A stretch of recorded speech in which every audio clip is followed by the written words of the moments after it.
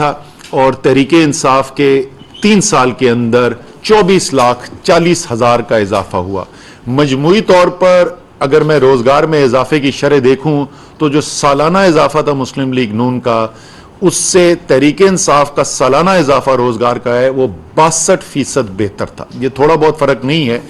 इसके अलावा आपको ये भी बता दूं कि 3 साल का अरसा जो गुजरा वो बाहर जाने वाले लोगों के जो अदाद शुमार हैं वो कैलेंडर ईयर बेसिस के ऊपर आते हैं हमारे पास ब्यूरो ऑफ इमिग्रेशन से।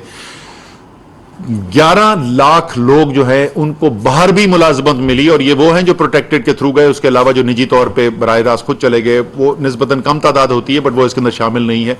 लेकिन जो ब्यूरो ऑफ इमिग्रेशन के थ्रू रजिस्टर्ड गए 11 लाख लोग, वो भी उनको भी रोजगार मिला मुल्क से बाहर इन 55,50,000 के अलावा। अब मैं आपको बताता हूं जो मैं आपसे फलसफा कह रहा था कि क्या हुआ क्या है। जब हमने मंशूर लिखा 2018 के इलेक्शन का, मईशत का जो उसका हिस्सा था, उसके 2 बुनियादी असूल उसके अंदर लिखे गए। एक, हमने ये कहा कि पाकिस्तान जो है वो दुनिया की सबसे ज्यादा नौजवानों की आबादी है। पाकिस्तान में तनासुब जो है वो चंद दुनिया के ममालिक जिसमें सबसे ज्यादा नौजवान पॉपुलेशन का हिस्सा है, पाकिस्तान उन ममालिक में से है। तो सबसे अव्वलीन हमारी तरजीह जो है वो ये होगी कि हमने इनके लिए रोजगार के मौके पैदा करने हैं।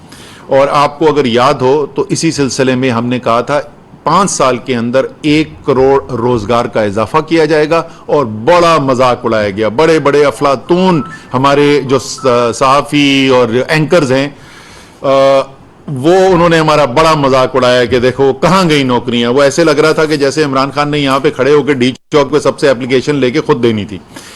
तरीकेकार, अच्छा उसके अंदर दूसरा भी मैं हिस्सा बता दूं कि क्या तरजीह थी। 2 तरजीहात। दूसरा, हमने ये कहा कि पिछले 30 साल से पाकिस्तान की मईशत एक दलदल में धंसती जा रही है और वो इस वजह से है कि हमारा बैरूनी खसारा जो है वो इतना ज्यादा है कि जरा सी भी मईशत की तरक्की की रफ्तार के अंदर अगर इजाफा होता है तो हमारी मईशत के अंदर खसारा बढ़ना शुरू हो जाता है बैरूनी, और हमें फिर जो है दोबारा से ब्रेकें लगानी पड़ती हैं।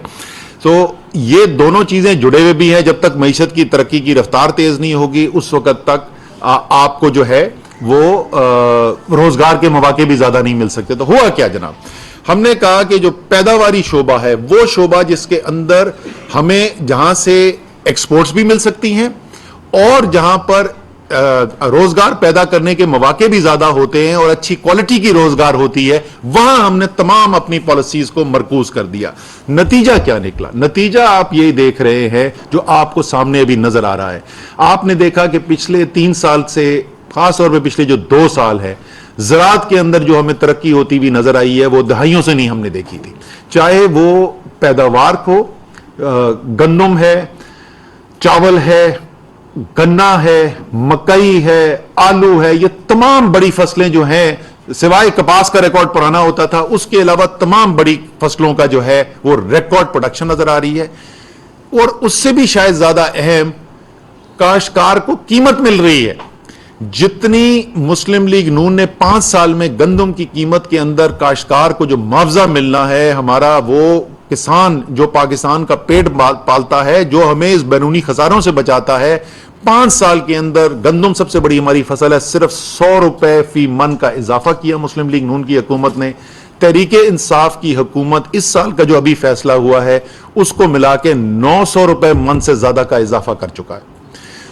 ये आपको मैं सिर्फ एक मिसाल दे रहा हूं कि किस किस्म की पॉलिसीज थी। इसी तरीके से अगर हम सनत के ऊपर आ जाए, टेक्सटाइल हमारी सबसे बड़ी एम्प्लॉयमेंट देने वाली इंडस्ट्री है, सनत हमारी सबसे ज्यादा। आज से 4 साल पहले सूरत हाल ये थी, फैसलाबाद में लोगों से जाके पूछे, कराची में टेक्सटाइल वालों से पूछे, फैसलाबाद में सरिये के दाम के ऊपर टेक्सटाइल की मशीनरी बिक रही थी। इस वक्त कोई इंडस्ट्री ऐसी नहीं है टेक्सटाइल की जिसके अंदर एक्सपेंशन ना हो रही हो। अरबों डॉलर की नई मशीनरी लाई जा रही है। मजदूरों की किल्लत हो गई है स्किल्ड लेबर की वहां पर, और वो क्यों हुआ? टेक्सटाइल के लिए एक पॉलिसी लाई गई। खास तौर पे उसके अंदर मैं जिक्र करूंगा जो तबानाई की कीमतें थी, बिजली गैस के स्पेशल रेट्स दिए गए, और आपने देखा कि किस तरीके से इजाफा हुआ। मजमूई तौर पर क्या हुआ हमारी एक्सपोर्ट्स के अंदर? 2007-8 से लेके 17-18 10 साल के अंदर मुस्लिम लीग नून और पीपल्स पार्टी की हुकूमत मिलाकर जितनी एक्सपोर्ट्स के अंदर इजाफा नहीं हुआ था, उतना उससे ज्यादा इजाफा सिर्फ इस एक साल 2021-22 में होने जा रहा है। 10 साल उनके एक तरफ और एक साल हमारा एक तरफ, ज्यादा आपको तरक्की देखने में नजर आ रही है। तो जो हदफ तरजीह सेट की गई कि रोजगार पैदा करना है, जो तरजीह सेट की गई कि एक्सपोर्ट बनानी है, उसके अंदर न सिर्फ जो वादा किया गया था वो रिजल्ट्स आपको नजर आ रहे हैं।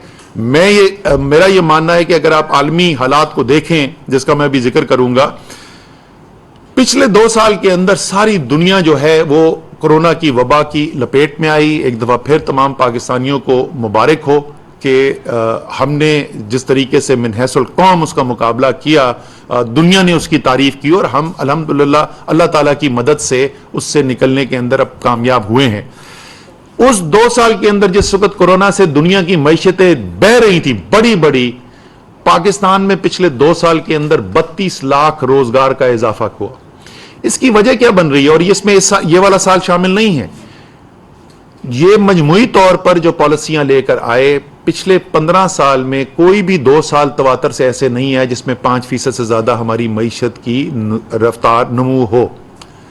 जीडीपी ग्रोथ रेट किसी भी 2 साल में तवातर से हमारी 5% से ज्यादा नहीं रही। ये 2007-8 के बाद की मैं बात कर रहा हूं।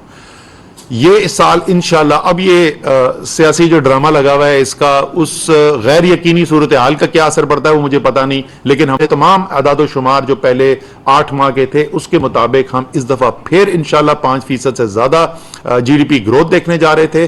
और ये पहली दफा हो रहा था 15 साल में कि 2 साल लगातार हमारी 5% से ज्यादा ग्रोथ हो। ये कोविड के बगैर हो रहा है और यही मैं दोबारा इसको एम्फसाइज करना चाहता हूं। अभी जो हम इसको रेट को अगर एक्सट्रापोलेट करते हैं 16 लाख के तकरीबन पिछले 2 साल में हुआ है, लेकिन याद रखें उसमें से जो पहला साल था उसमें तो मईशत की मनफी ग्रोथ हुई और कितना बड़ा जॉब लॉस हुआ था। पाइट की रिपोर्ट भी आई थी कि वो शुरू के जो महीने थे कोविड के, तो ये इसका जो ज्यादातर इजाफा है तो ये पिछले साल का इजाफा है। अगर इसी तरीके की पॉलिसीज चलती रही 5 साल, अगर यही जो सिमत है, जो डायरेक्शन सेट हुई हुई है, ये चलती रही, मुझे यकीन है कि अगर 1 करोड़ नौकरियां का इजाफा ना हो सका इस 5 साल के अंदर, उसके बहुत करीब करीब जरूर पहुंचेंगे। मेरे ख्याल के अंदर जो ग्रोथ रेट हमारा इस वक्त चल रहा था और जिन सेक्टर्स में चल रहा था, सॉरी एक मैं बड़ा सेक्टर भूल गया, अभी मैं बताता हूं, ये 1 करोड़ का टारगेट अचीव हो सकता है इंशाल्लाह। बड़ा सेक्टर जो मैं भूल गया बनाना, जो सबसे ज्यादा रोजगार होती है वो होती है ज़राअत के अंदर पाकिस्तान में, और जो शहरी इलाके हैं उसमें सबसे ज्यादा रोजगार का जरिया होता है कंस्ट्रक्शन। और आपको पता है कि कंस्ट्रक्शन के सेक्टर को उठाने के लिए किस तरीके से वजीर आजम पाकिस्तान ने खुद इसको लीड किया।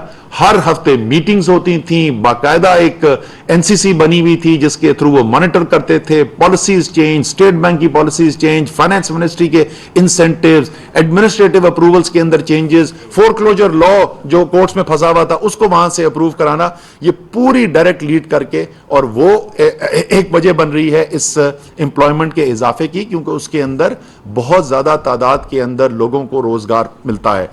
तो ये मैं आपके सामने रखना चाहता था मजमूई तौर पर कारकर्दगी, जिसकी बुनियाद के ऊपर, जैसे मैंने कहा, ये सियाको सबाक है जिसकी वजह से इतने जो अल्हम्दुलिल्लाह अच्छे हमें रोजगार बढ़ने के नंबर्स नजर आ रहे हैं, इसकी ये वजह है।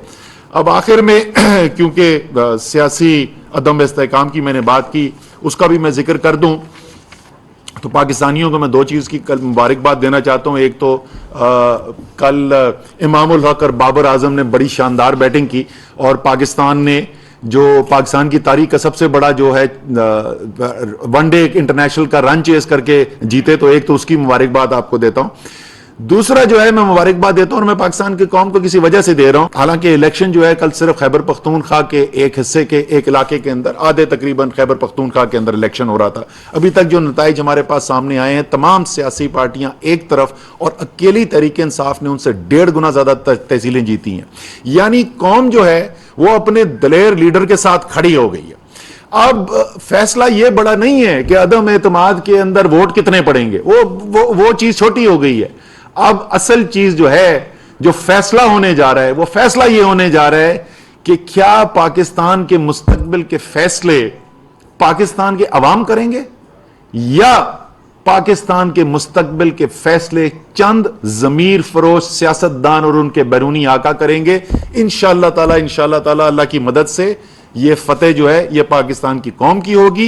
ये जो आदादो शुमार मैंने आपके सामने रखे, ये आदादो शुमार अगर आप पिछले 3 साल टीवी देखते रहते और 7 बजे से 11 बजे तक सारे मीडिया के ऊपर अफलातूनों को सुनते रहते तो उनकी वहमो गुमान में भी नहीं था कि इस किस्म के आदादो शुमार सामने आएंगे। इसी तरीके से जो कल आपने खैबर पख्तूनख्वा में नताइज देखे, इन नताइज को भी अगर आप देख लें और वो तमाम तबसरों को देख लें तो उनका आपस में कोई तालमेल नहीं है।